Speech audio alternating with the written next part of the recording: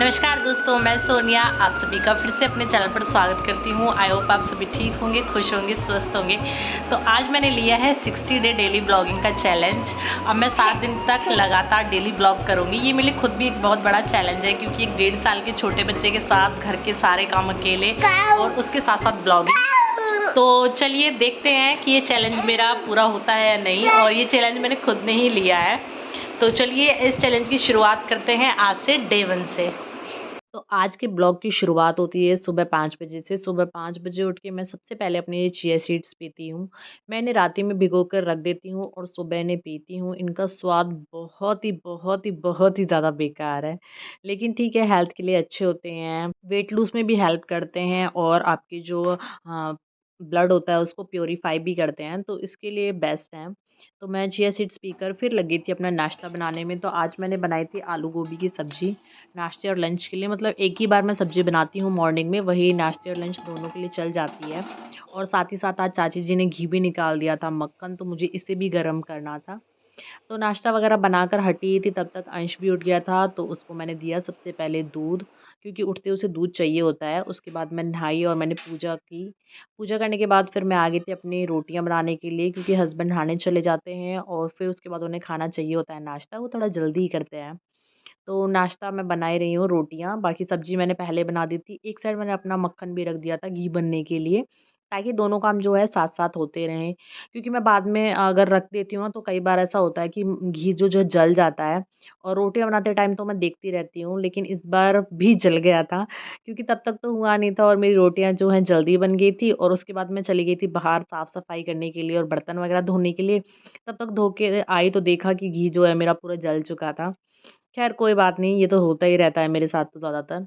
तो मैं बना रही हूँ रोटियाँ और रात की सब्ज़ी बच गई थी थोड़ी-सी आलू की, तो बस उसी में से आलू निकाल के मैं अंश के लिए आलू वाली रोटी बना रही हूँ, क्योंकि वो बहुत ही ज़्यादा अच्छे पसंद से खाता है आलू वाली रोटियों को, मतलब शौक से खा लेता है। वैसे वो नॉर्मल भी खा लेता है, लेकिन मुझे ये था कि चलो आलू बच गए हैं तो इसको स्टफिंग कर देती हूँ ताकि वो खा ले। और जब मैं खाना बना रही होती हूँ, तो अंश जो है मेरे आस-पास ही रहता है। बस उसे एक बार पता चल जाए कि मैं खाना बना रही हूँ, रोटियाँ बना रही हूँ, तो फटाक से हो जाता है जहाँ भी खेल रहा होता है, क्योंकि उसे भी रोटियाँ बनाना ना बेहद ही पसंद है। वो बस बैठ जाता है चकला बेलन को लेके, तो देखिए वो आ ही गया था, मैं उसी की बात कर रही हूँ और वो आ भी गया था इतने में ही। और अपना चकला बेलन जो है लेके बैठ गया था रोटी बनाने के लिए। देखिए बच्चों को इस तरह की चीज़ें करना ना बहुत ही पसंद होता है, और ख़ास करके उन्हें लगता है पता नहीं क्या है, कौन-सी नई चीज़ है। और मैं रोकती-टोकती नहीं हूँ ज़्यादा, डाँट भी नहीं लगाती हूँ, तो मैं उसे दे देती हूँ। पर इस चीज़ में प्रॉब्लम मेरे साथ ये हो जाती है कि वो मेरा काम करना थोड़ा मुश्किल कर देता है। अगर मैं उसे डाँटती भी हूँ तो भी वो जाता नहीं है, उसको बस करना है तो करना है। और देखिए कितने प्यार से बैठ के अपना लगा हुआ है रोटियाँ बनाने में। और पर मुझे प्रॉब्लम हो रही थी, तो इसलिए मैं नीचे ही जा-जा के बार-बार मैं रोटियाँ बेल रही थी। और मुझे बैठ के ना रोटियाँ बिल्कुल भी नहीं मिलती हैं, क्योंकि मुझे आदत ही नहीं है। मैंने हमेशा से स्टार्टिंग से खड़े होके रोटियाँ बनाई हैं। अगर मुझसे आप कहो कि बैठ के बना लो, तो मुझे मतलब बहुत ज़्यादा टाइम लग जाता है बैठ के रोटियाँ बनाने में ना, और मैं कंफर्टेबल भी नहीं होती। मैं कभी भी जैसे बैठ के रोटियाँ मैं कभी नहीं बना पाती, हमेशा खड़े होके ही बनाती हूँ।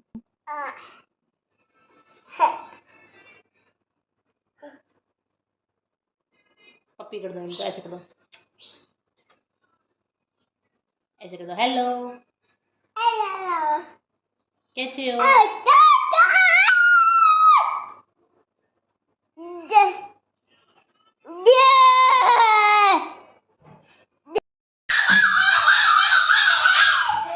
उसके बाद हस्बैंड जो है ऑफ़िस के लिए निकल गए थे, और अंश बहुत ही रोता है जब उसके पापा ऑफ़िस के लिए जाते हैं तो।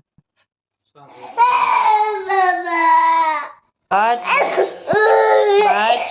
हस्बैंड के जाने के बाद मैंने क्लीनिंग करी और झाड़ू लगाई। उसके बाद मैंने अंश को नहला दिया था, क्योंकि अंश को मैं पोछा लगाने से पहले ही नहलाना पसंद करती हूँ, नहीं तो वो ना पोछे के पानी में पूरा भीग जाता है।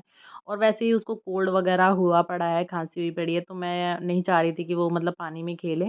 इसलिए पहले ही उसे नहला-धुला के सुला देती हूँ, क्योंकि नहाते ही मुझे पता है कि अंश जो है नहाते ही 1-2 घंटे के लिए आराम से सोएगा। तो उस बीच में मैं अपना जो पानी वाला काम होता है, जैसे कपड़े धोने हों या फिर पोछा लगाना हो, वो वाला काम मैं कर लेती हूँ। तो अंश को नहला के मैं यहाँ कर रही हूँ रेडी उसे, और उसके बाद वो आराम से सो जाएगा। वैसे ऑलमोस्ट मेरा जो काम है वो हो ही चुका है, झाड़ू लग जाती है तो मतलब ये लगा लीजिए अब सारा सही काम हो जाता है। क्योंकि ज़्यादातर टाइम जो झाड़ू में लगता है, क्योंकि उसमें घर को जो बिखरा हुआ होता है उसको समेटना होता है, झाड़-पोंछ भी करनी होती है, क्लीनिंग, डस्टिंग वगैरह करनी होती है, तो उसमें ज़्यादा टाइम लग जाता है। बाकी पोछे में तो इतना टाइम नहीं लगता है, पोछा तो मेरा 15 या 20 मिनट में लग जाता है। बस मेरा पोछे का ही काम रह गया है, बस उसको करके मैं फिर आराम से ही करूँगी रेस्ट।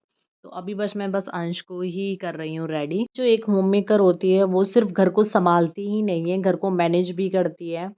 तो इसलिए कभी भी किसी चीज़ को लेकर अपने आप को डिमोटिवेट नहीं करना चाहिए। अगर हम डिमोटिवेट हो जाएँगे ना, तो पूरा घर ही जो है अस्त-व्यस्त हो जाता है। तो इसलिए हमेशा मैं अपने आप को ज़्यादातर है पॉज़िटिव रखती हूँ, और मैं आप लोगों को भी यही कहूँगी कि हमेशा अपने आप को पॉज़िटिव रखिए, पॉज़िटिव लोगों से मिलिए। अगर आपको लग रहा है कि आस-पास नेगेटिविटी है या नेगेटिव लोग हैं, तो उनसे दूर ही रहिए। तो बस उसके बाद मैंने भी किया दोपहर में रेस्ट आराम से। मैं भी दोपहर में 1-2 घंटे सोती हूँ। उसके बाद मैं शाम को लग गई थी शाम का खाना बनाने में। तो आज प्रोग्राम था दाल-चावल बनाने का, लेकिन हस्बैंड का फ़ोन आ गया था कि मम्मी आ रही हैं, मतलब मेरी सासू माँ आ रही हैं, तो फिर मैंने चावल कर दिए थे कैंसल। क्योंकि मम्मी को शुगर की प्रॉब्लम है, तो मम्मी चावल नहीं खाती हैं और हस्बैंड भी नहीं खाते। तो फिर ये था कि अकेले के लिए क्या बनाऊँ, तो फिर मैंने दाल और रोटी बना दी थी, प्लेन दाल और रोटी। तो बस मैं यहाँ लगा रही हूँ दाल में तड़का। और अंश गया हुआ था बाहर खेलने के लिए, क्योंकि शाम के टाइम जो है चाची जी हैं, उनके लड़के आ जाते हैं भैया, तो वो ले जाते हैं उसे खिलाने के लिए, और 1 डेढ़ घंटे के लिए मेरे को आराम से टाइम मिल जाता है। उस बीच में मैं अपना जो खाना-वाना बनाने का काम है या शाम के बर्तन हैं, वो सब कर लेती हूँ। तो दाल चढ़ा के मैं चली गई थी बर्तन साफ़ करने के लिए बाहर। हमारी जो सिंक एरिया है वो बाहर ही है, तो बर्तन जो है बाहर ही साफ़ होते हैं। और देखिए आजकल शाम के टाइम ना बहुत जल्दी अंधेरा हो जाता है। अभी सिर्फ़ 6 ही बजे हुए हैं, और 6 बजे ही ऐसे अंधेरा सा होने लगता है, ऐसे लगता है पता नहीं कितना टाइम हो गया है, और पहले 7 बजे तक भी उजाला ही रहता था। तो मैं बर्तन साफ़ करने गई थी कि देखा कि मम्मी भी आ गई थी इतनी देर में, और ये हैं चाची जी जो सबसे आगे आ रही हैं, मम्मी मतलब छोटी वाली चाची जी हैं, चाची जी सामान लेकर आ रही थी। और मम्मी भी आ गई हैं। मम्मी आई थी किसी रीज़न से, कुछ काम था मम्मी को, इस वज़ह से मम्मी आई हैं। वो आपको कल के ब्लॉग में पता चलेगा कि मम्मी क्यों आई हैं। और मम्मी आ गई थी, तो फिर मैंने बर्तन-वर्तन जो है अपने फटाफट जल्दी से करे, क्योंकि खाने का टाइम हो ही रहा था। और मैं बर्तन साफ़ करके लग गई थी खाना बनाने में, और मम्मी हर यहाँ पे बैठ के अपने कर रहे थे गपशपें। मतलब इनकी अपनी बातें चल रही थी। और वैसे भी मम्मी आती रहती हैं, महीने में 1 आध बार तो मम्मी का चक्कर लग ही जाता है। कभी हो जाता है कि नहीं आती, नहीं तो हमेशा मम्मी महीने में 1 आध बार तो आ ही जाती हैं। तो देखिए अंश ना सबके हाथ पकड़-पकड़ के ले जा रहा था कि मम्मी के पैर छुओ, और खुद ने भी 2-3 बार छू लिए थे।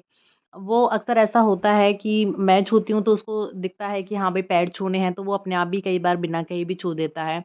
चलिए मैं इस ब्लॉग को अब यहीं एंड करती हूँ। मिलते हैं कल फिर एक नेक्स्ट डे नेक्स्ट ब्लॉग के साथ। अगर आप लोगों को ब्लॉग पसंद आए तो प्लीज़ लाइक करें, शेयर करें, कमेंट करें, और चैनल को अभी तक सब्सक्राइब नहीं करा है तो वो भी कर लीजिए। तो चलिए राधे राधे।